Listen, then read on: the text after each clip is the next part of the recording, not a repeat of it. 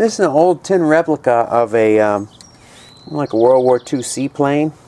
Great detail. The winding's kind of delicate.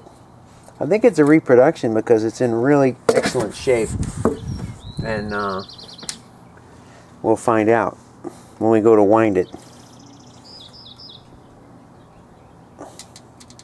It says cable rail. So I'll wind her up.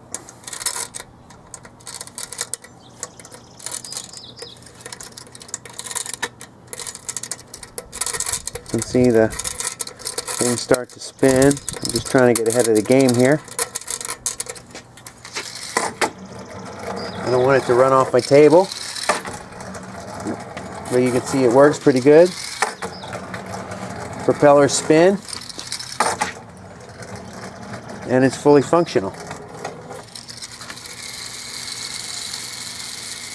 It really takes off without any without it being on the ground. It really takes off. It's my tin, almost 100% tin reproduction seaplane.